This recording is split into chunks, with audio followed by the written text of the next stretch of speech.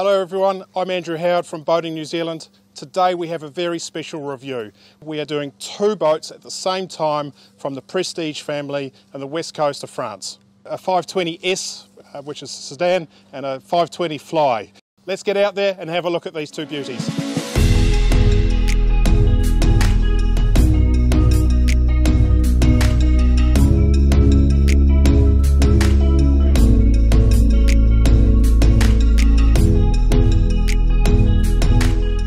Prestige is part of the well-known Jeanneau family. In New Zealand, we know this group as designers and builders of sailing yachts, but they were also one of the pioneers of fiberglass powerboats.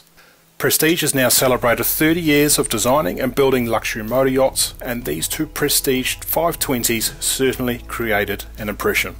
One of which had us asking whether this could be the ultimate luxury cruiser able to fit into a 16-metre berth.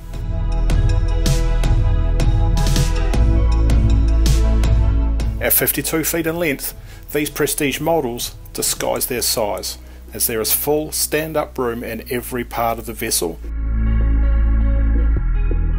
One of the lasting impressions of both versions is the abundance of different livable spaces on board, with 3 large cabins, 2 seating areas in the saloon, significant lounging spaces on the bow, the stern and flybridge, and the large transom. The Prestige 520F and the 520S offer plenty of usable options. For its size and features, it is a relatively light boat, at 15.5 tonnes for the flybridge model, and the sedan, according to the manufacturer, is about 100 kilos lighter. But with 1300 litres of fuel in twin fuel tanks and 636 litres of water, the 520 has a useful and cost-effective range, which, with today's raging fuel price increases dominating conversations around the water cooler, is a very important consideration. With the optional locally fitted water maker, travelling further afield or spending a week or a month on board is quite feasible.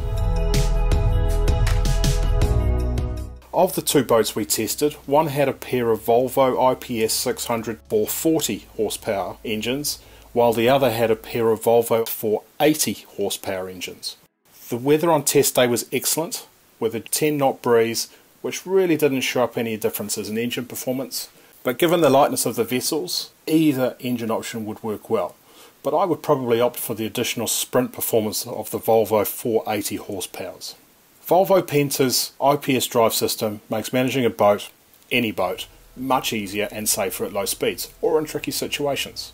The IPS drive has routinely made a skipper or first mate of any grade look like an expert, especially when it's supplemented by bow and stern thrusters as it is here.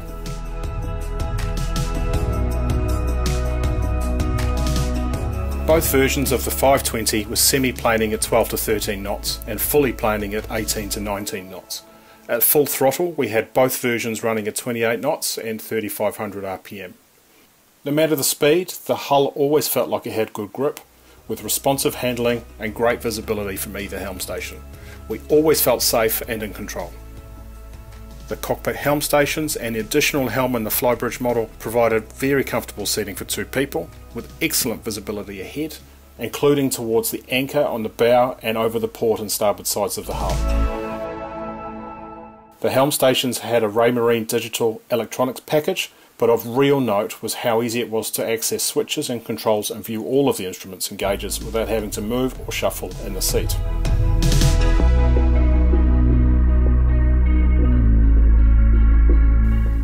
The saloon has a large L-shaped sofa seating area with a beautifully finished varnish and leather-clad table on a stainless steel base.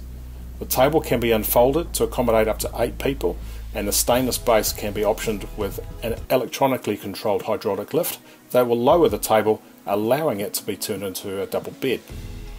A TV screen is hidden away here too, which is also raised and lowered electronically.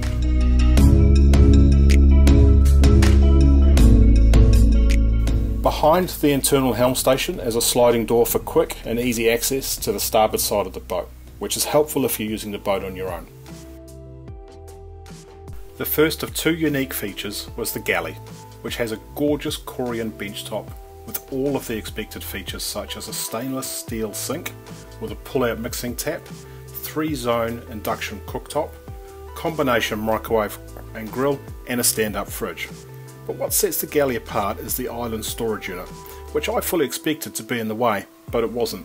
It works very well, providing more storage and serving capacity. But the piece de resistance is a typical French thing, a special sink for champagne on ice. It is simple, it's self-draining, and it's super cool.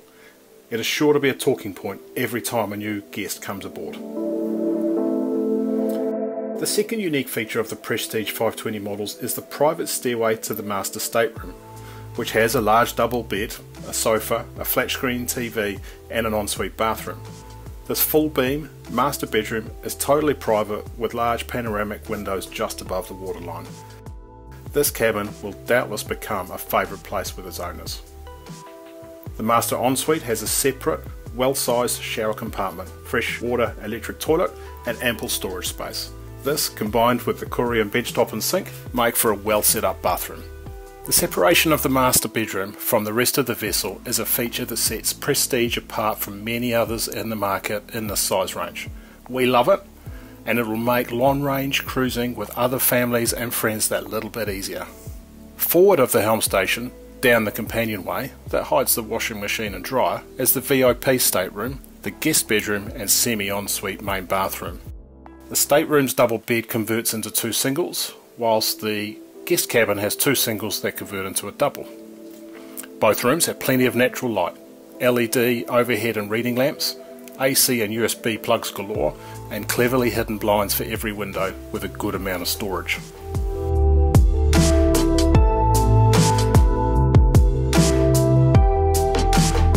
Comfort and privacy are ensured, and with the entire vessel enjoying a powerful air conditioning system with separate room controls for those differences of opinion, it should make for very comfortable living. Towards the back of the boat and the stern, owners should consider which boxes to tick when purchasing a Prestige 520. The 520S that we had the skipper's crew cabin with its own entrance, a single berth, separate bathroom with toilet, wash basin and shower. There's even a bed length window above the transom. The test 520F that we had the alternate option, a tender garage, which will probably be the favourite with Kiwis. The tender garage opens to reveal a tender of your choice, a winch and rollers.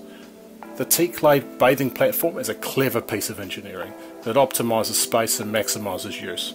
Raising and lowering the platform means that it can be used for many different functions, like launching a tender, as a pseudo beach, a swim platform, or it can be submerged nearly a metre underwater to accommodate scuba divers, and so no need for a boarding ladder. All of this in a fresh hot water transom shower too.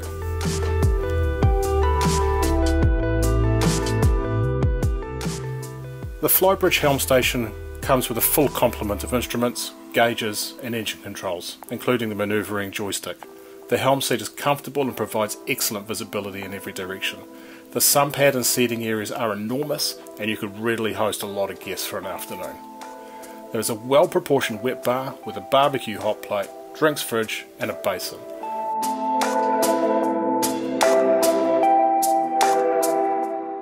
Overall, the Prestige 520's design is clever. It's very clever, with just enough of that difference that we've come to expect from a French-designed craft.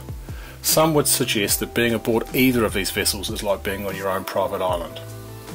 But, back to the question, is the Prestige 520 the ultimate luxury cruiser? Well, we found plenty to like about both versions, and for readers wanting such a boat that also fits into a 16-metre berth, we reckon it's right up there.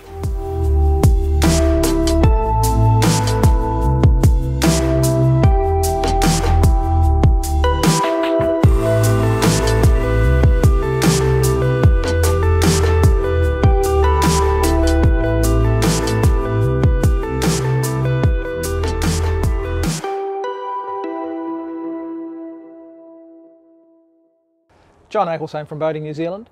Thanks for watching. If you'd like to see more of these videos, please subscribe to our channel.